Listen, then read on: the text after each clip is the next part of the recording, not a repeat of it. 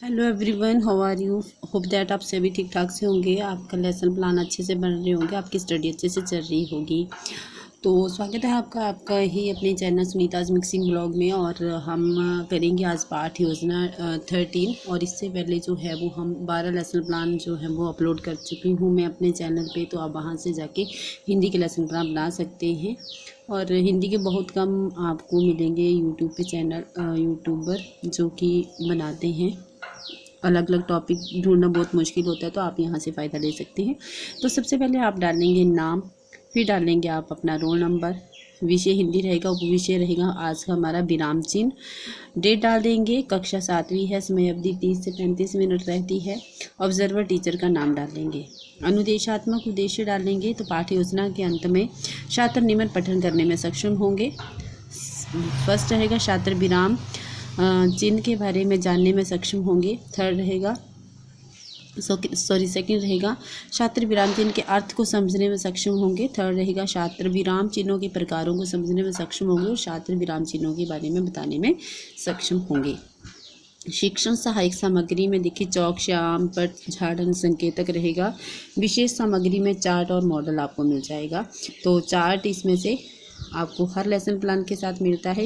मैंने 40 lesson plan सामाजिक विषय में अपलोड करके रखे हुए हैं मैक्रो के, उसमें हर एक के साथ चार्ट है। और अब से पहले जो मैंने 12 लेसन प्लान हिंदी के अपलोड करे हैं उसमें भी चार्ट लगा हुआ है। तो बने रहिएगा चैनल पे, चैनल को सब्सक्राइब जरूर करें, लाइक ज़रूर करें। अगर आप किसी को पिक के माध्यम से अपने फ्रेंड्स को ये लेसन प्लान भेजते हैं बना के, तो उससे बेटर आप शेयर करके भेज दें और सपोर्ट ज़रूर करें ताकि मुझे मोटिवेशन मिले। अनुमानित ज्ञान, हम अनुमान लगा सकते हैं कि छात्र विराम चिन्ह के बारे में जानते होंगे। फिर रहेगा पूर्व ज्ञान परीक्षण, जिसमें छात्र अध्यापिका क्रियाकलाप आएगा, छात्र क्रियाकलाप आएगा।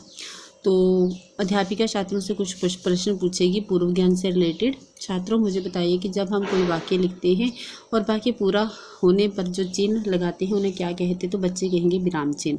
शाबाश करेंगे उनको। सेकंड रहेगा अब बताइए विराम चिन्ह होते क्या हैं। किसी का नाम लेंगे, आप बताइए, तो वो कहेंगे भावों और विचारों को स्पष्ट करने के लिए जो चिन्ह लगाए जाते हैं। शाबाश करेंगे उसको, शाबाश बैठ जाइए। थर्ड क्वेश्चन कहेंगे ये बताइए कि ये कितने प्रकार के होते हैं। तो ये रहेगा हमारा समस्यात्मक प्रश्न, छात्र उत्तर देने में असमर्थ। ठीक है। फिर उपविषय की घोषणा करेंगे। तो छात्रों आज हम विराम चिन्हों के बारे में विस्तार पूर्वक पढ़ेंगे। तो यहाँ से आपका है प्रस्तुतिकरण शुरू हो जाता है। ये आपका प्रस्तुतिकरण है जिसमें जो है आपको कॉलम बनाने हैं विषय वस्तु के, छात्र अध्यापक क्रियाकलाप के और छात्र क्रियाकलाप के और श्यामपट लेखन के। तो इसमें विषय वस्तु में विराम चिन्ह डाल दीजिएगा और यहाँ भी विराम चिन्ह, श्यामपट पे भी।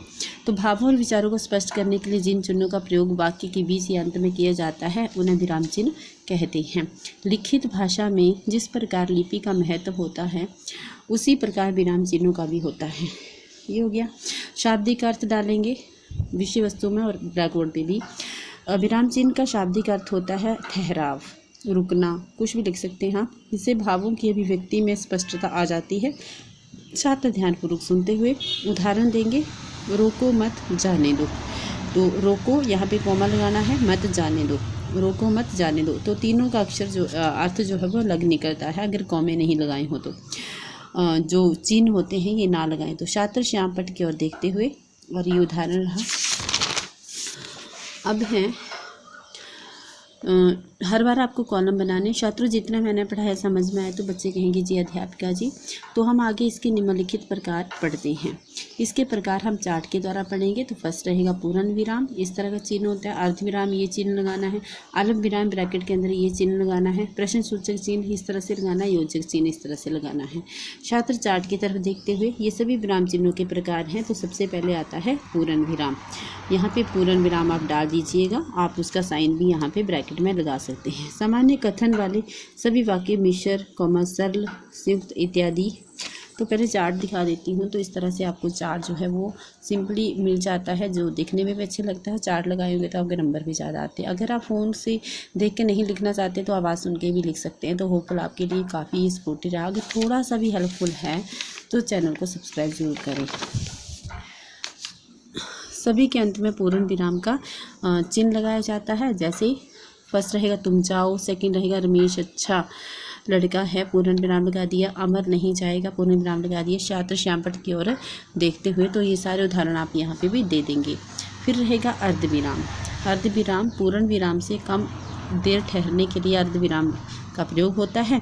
इसका प्रयोग निम्नलिखित स्थितियों में किया जाता है, जैसे गांधी जी नहीं रहे, वे तो अमर हो गए। तो जैसे ये जो है वो इस तरह से लगाएंगे। तो ये सारा आप यहाँ डालेंगे, छात्र ध्यानपूर्वक सुनते हुए या लिखते हुए कुछ भी लिख सकते हैं। अल्प विराम डालेंगे नेक्स्ट, और ब्लैक बोर्ड पे भी डाल दीजिएगा। अल्प विराम का प्रयोग मुख्यतः निम्नलिखित स्थानों पर किया जाता है, जैसे हाँ ये लगा दिया, तुम ठीक कहते हो।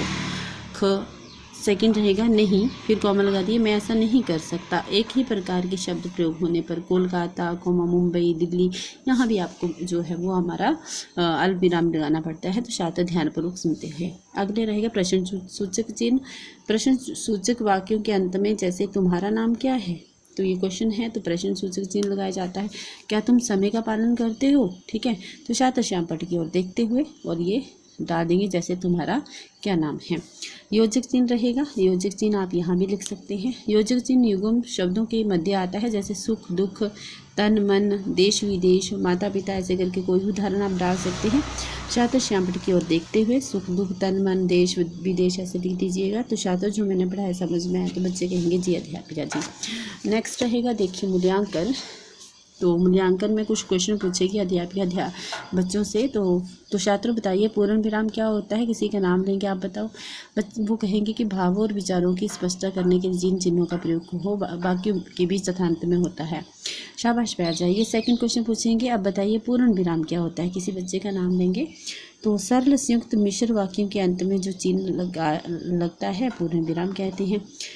योजक चिन्ह का कोई उदाहरण दीजिए, तो किसी का नाम लेंगे, आप बताओ। तो वो कहेगा सुख दुख, तन मन, माता पिता, उठना बैठना, कुछ भी दे सकते हैं जिसमें चिन्ह लगता है। शाबाश बैठ जाओ। तो ये रहेगी पुनरावृत्ति। तो छात्रों आज हमने विराम चिन्हों तथा उनके प्रकारों को उदाहरण सहित जो है वो पढ़ा। गृह कार्य देंगे उनको। नंबर 1 विराम चिन्हों का शाब्दिक अर्थ बताइए। सेकंड रहेगा क्वेश्चन पूर्ण विराम किसे कहते हैं, उदाहरण सहित बताइए। थर्ड रहेगा प्रश्न सूचक के उदाहरण बताइए। और फोर्थ रहेगा अल्प विराम के बारे में बताइए। तो यहाँ पे अपने जो अब आपके ऑब्जर्वर टीचर उनका आपको सिग्नेचर लेने, इसके साथ हमारा लेसन प्लान कंप्लीट होता है। तो होप दैट आपके लिए ये उपयोगी होगा। मिलती हूँ आपके साथ एक नेक्स्ट लेसन प्लान के साथ। तब तक के लिए take care, bye bye and God bless you to all.